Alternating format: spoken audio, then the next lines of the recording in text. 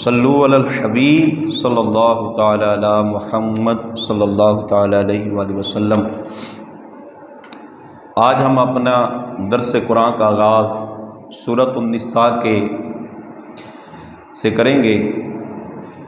دیکھیں جی، اللہ تعالیٰ نے عورتوں کے حقوق جو ہے نا بالکل روزے روشن کی طرح واضح بیان کر دیے ہیں۔ آج بھی ہمارے زمانے کی عورتیں جو ہیں اس کشمکش میں ہیں کہ ہمیں حقوق ملے ہیں یا نہیں ملے ہیں۔ قرآن مجید فرقان حمید میں کہیں پر بھی الرجال صورت نہیں آئی، یعنی مردوں کے نام سے صورت نہیں آئی۔ الرجال ہوتا ہے عربی میں مردوں کو کہتے ہیں، لیکن اللہ تعالیٰ نے قرآن مجید فرقان حمید میں تیسرے نمبر پر جو سورہ نازل فرمائی، اس انداز سے قرآن میں ترتیب آئی سورۃ النساء، عورتوں کے حوالے سے۔ اللہ تعالیٰ نے سب سے پہلے سورۃ النساء کی ابتدائی رکوع میں ارشاد فرمایا کہ دیکھیں اللہ تعالیٰ نے حضرت آدم علیہ السلام کی پسلی سے حضرت اماں حوا کو پیدا کیا۔ اے مومن عورتوں، یہ تمہاری ماں حقیقی ہے، ماں حقیقی۔ فرمایا کہ حضرت اماں حوا جو ہے تمام مرد و عورت جتنے بھی ہیں روح زمین پر سب کی ماں ہے حضرت اماں حوا، اور سب کے باپ ہیں حضرت آدم علیہ السلام۔ فرمایا کہ یہ ایک اللہ کی ایسی قدرت ہے، اگر رب کو عورت اتنی ناپسند ہوتی تو کبھی بھی اللہ حضرت اماں حوا کو نہ بھیجتا۔ فرمایا کہ رب کی بارگاہ میں جو مقام مرد کا ہے، جو طریقہ کار مرد کا ہے، وہی طریقہ کار عورت کا بھی ہے۔ اور قربان جائیں، اسلام نے تو عورت کو بے حد حقوق دیے ہیں۔ اس سے بڑا عورت کے لیے اور کیا حق ہو سکتا ہے کہ جب عورت کے گلے میں رسی ڈال کر، جوتوں کا اس کے گلے میں ہاتھ ڈال کر، اور گلیوں اور محلوں میں کفار جو ہیں گھمایا کرتے، جو ان کی سگی ماں ہوا کرتی تھی، اس کی اولاد جو تھی نا، خود کی اولاد، وہ گلے میں لتروں کا جوتوں کا ہاتھ ڈال کر اور رسی ڈال کر جو ہے وہ گھمایا کرتے تھے، اور پھر ایک ایسا کمرہ ہوا کرتا تھا جہاں پر اس کو بند کر دیتے جب تک اس کی سانس نہیں ختم ہو جاتی تھی، اور جب سانس ختم ہو جاتی تھی اس عورت کے ساتھ یہ طریقہ کار اپناتے تھے، اس کو اٹھا کر پرندوں کے سامنے پھینک دیتے تھے۔ اسے چاہے پرندے نوچے، کوے نوچے، چیل نوچے، جو کچھ نوچے، کوئی فکر نہیں پڑتی تھی۔ اور آپ نے وہ بھی سنا ہوگا کہ عورت کے اعتبار سے ایک وہ وقت بھی تھا کہ لوگ اپنی بچیوں کو زندہ درگور کرتے تھے۔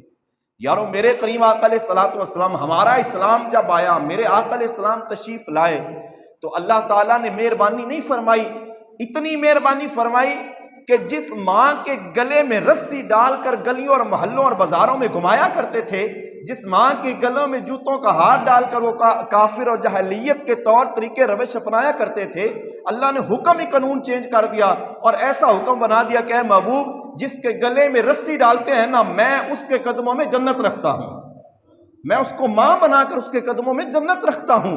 اور اللہ نے ماں کے قدموں میں جنت رکھی، اور اس ماں کو کیا چاہیے؟ کون سا حق چاہیے؟ سب سے بڑا تو حق ہے بھئی جنت ہے۔ یہ زندگی 4 دنوں کی ہے، ختم ہو جائے گی، بالآخر اس میں ختم ہو جانا ہے، لیکن اللہ نے سارا کچھ جو ہے اس کے قدموں میں رکھ دیا ہے۔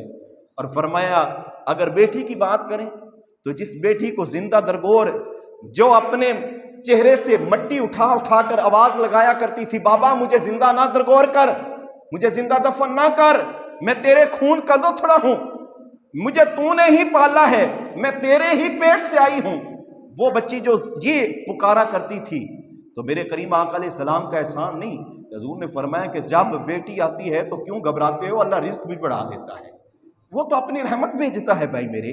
تو سورۃ النساء یہ پوری عورتوں کے حقوق ہیں، اور فرمایا جب بہن بنتی ہے تو نعمت ہوتی ہے، بیوی بنے تو نعمت ہے۔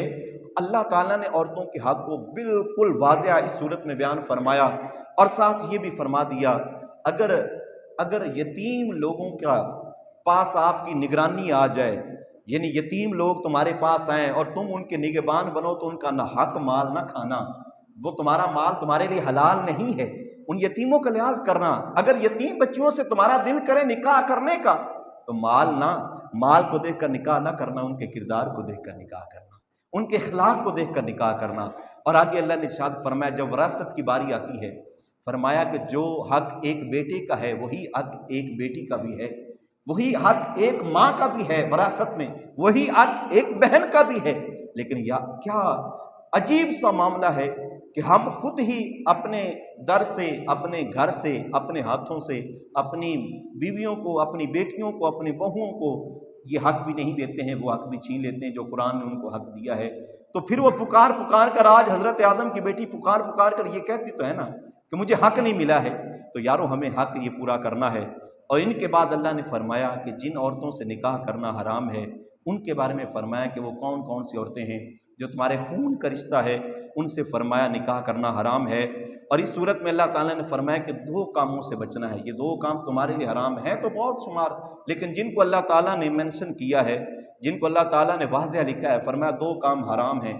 ایک کام جو ہے کہ غلط مال نہیں کھانا، حرام سے مال نہیں کھانا ہے۔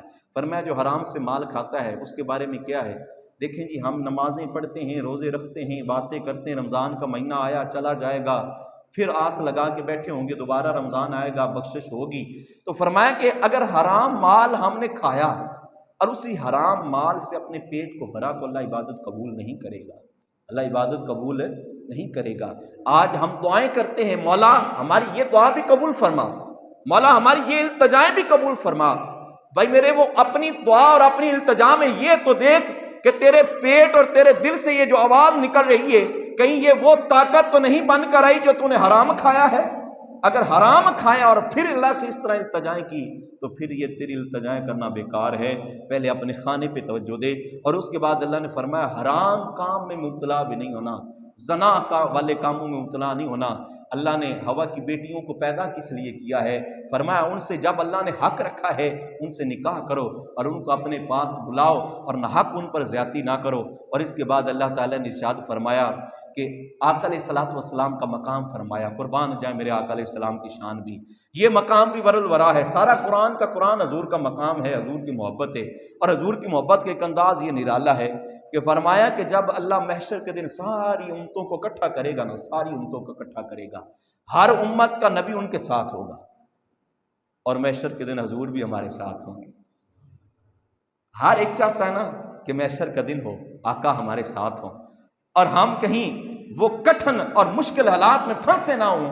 اور حضور نبی علیہ الصلوۃ والسلام، اللہ فرماتا ہے کہ قیامت کا دن ہوگا، محشر والے دن تمام امتیں جو ہیں، ساری کی ساری امتیں آئیں گی، ہر امت کے ساتھ ان کا نبی ہوگا، لیکن امت محمدی کے ساتھ ان کا نبی ہوگا، لیکن اس انداز سے ہوگا کہ حضرت آدم سے لے کر قیامت تک ہر ایک بندے کی گواہی دینے کے لیے میرے کریم آقا علیہ السلام حضور اللہ کی بارگاہ میں سجدہ ریز ہوں گے، اور اس طرح اللہ کی بارگاہ میں سجدہ ریز ہوں گے۔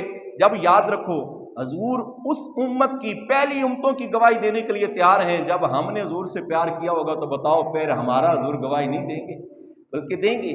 فرمایا کہ حضرت آدم علیہ السلام نہ دیکھیں گے ایک بندے کو کہ اللہ تعالیٰ اس کو جہنم کا حکم دے دے گا، حضور کا امتی ہوگا، اور حضرت آدم علیہ السلام جو ہیں وہ کہیں گے یا محمد صلی اللہ تعالیٰ علیہ وسلم، دیکھ تمہارا امتی جو ہے وہ جہنم میں لے کر فرشتے جا رہے ہیں۔ تو آقا علیہ السلام جو ہیں جلدی سے آئیں گے، اور اس طرح اپنی داڑھی پر اس طرح اپنی داڑھی پر ہاتھ رکھ کے آقا علیہ السلام فرمائیں گے، عرض کریں گے مولا کیا یہ میرا امتی نہیں ہے؟ کیا اس نے کلمہ نہیں پڑھا تھا؟ اللہ فرمائے گا محبوبہ کلمہ پڑھا تھا، امتی بھی ہے، پھر کس لیے؟ اللہ فرمائے گا گناہ گار بہت ہے، اس کو سزا ملنی ہے، یا اللہ اب میں آ گیا ہوں، اب اس کو چھوڑ دے۔ جہنم میں فرشتے لے کے جائیں گے۔ اب جب اللہ اپنا قانون چینج کر دے گا تو پھر اللہ فرمائے گا والا سوف یعطیک ربک فترضی، محبوب جس کو چاہتا ہے جنت لے جا، میں تجھے راضی کرتا جاؤں، جس کو چاہتا ہے۔ تو محشر والے دن ہم بھی ساتھ چاہتے ہیں، میرے محترم حضور کا ساتھ چاہتے ہیں کہ محشر کے دن ہی آج بھی ہم یہ چاہتے ہیں کہ حضور کی ہم پہ نظر ہو جائے، اور محشر والے دن اور قبر میں بھی حضور کی نظر ہو جائے تو پھر وارے نہارے نہیں ہو جائیں گے۔ یہ کب ہوگا؟ جب ہم حضور سے محبت کریں گے۔ اگر حضور کی محبت کے خالی کھوکھلے دعوے کیے ہوگے نا کہ ہم حضور سے محبت کرتے ہیں، تو یہ آپ کی محبت بیکار ہے، اس محبت کا کوئی فائدہ نہیں۔ دنیا والے بھی اس محبت کو پسند نہیں کرتے ہیں، پھر آقا کیسے پسند کریں؟ دنیا میں جب تو بے وفا کسی کا بن جاتا ہے تجھے پلٹ کے نہیں دیکھتا ہے، اور حضور کا بے وفا بنے تو پھر کیسے حضور دیکھیں؟ آخر میں اللہ تعالیٰ نے فرمایا کہ یہودیوں کے بارے میں کہ آپ نے ایک واقعہ سنا ہے کہ وہ ایک یہودی تھا، حضور کی بارگاہ میں گیا، حضور نے فیصلہ کیا کہ فلاں کے حق میں، پھر وہ واپس چلا، کہتا ہے میں نے حضرت عمر سے کرانا ہے، وہ یہودی اس کو لے گیا حضرت عمر کے پاس. حضرت عمر سے کہا کہ ہم پہلے فیصلہ حضور سے کرا چکے ہیں.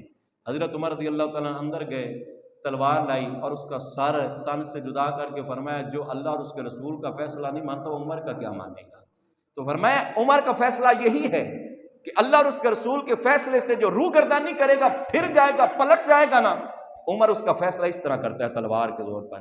اور فرمایا آخر میں اللہ تعالیٰ نے حضرت موسیٰ علیہ السلام کا مطالبہ اور حضرت عیسیٰ علیہ السلام کے گفتگو کرنا اور حضرت مریم پر جو تہمت انہوں نے لگائی ان کے بارے میں بیان فرمایا. یہ ہے ہمارے 5ویں پارے اور سورۃ النساء کا